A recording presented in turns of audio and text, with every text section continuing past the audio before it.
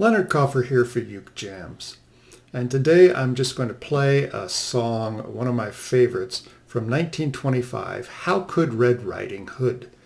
According to Ian Whitcomb and others, this was the first song ever to be banned from the radio, which is kind of fun. Obviously, there were blues songs being recorded at the time, which would never be attempted to be played on the radio. But this one they tried, and it was banned, and radio stations wouldn't play it. How Could Red Riding Hood by Randolph and Wichard from 1925. When we were young, but old enough for us to understand, we all believed in fairies and the folks in fairyland.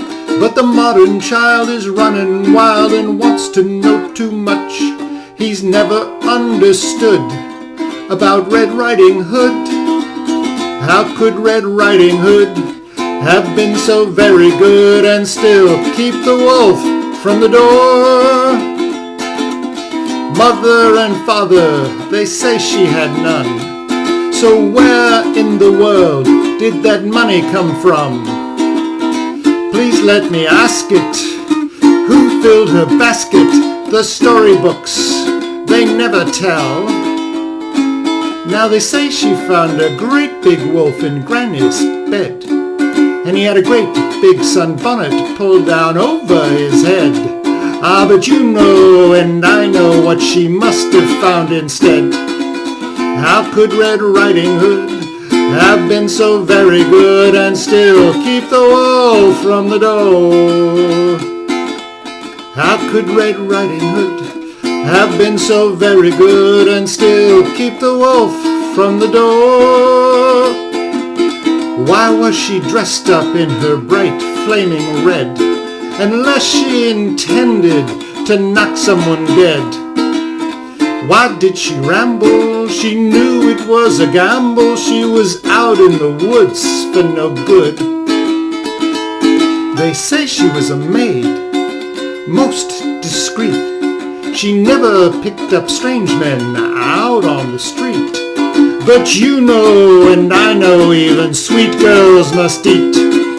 How could Red Riding Hood have been so very good and still keep the wolf from the door? How could Red Riding Hood have been so very good and still keep the wolf from the door? Father and mother, they say she had none. So where in the heck did that money come from? Please let me ask it. Who filled her basket? The storybooks, they never tell. Now they say she had a head that was full of curls. She was the nicest of all the nice girls. But you know and I know what girls do for pearls. How could Red Riding Hood have been so very good and still keep the wolf from the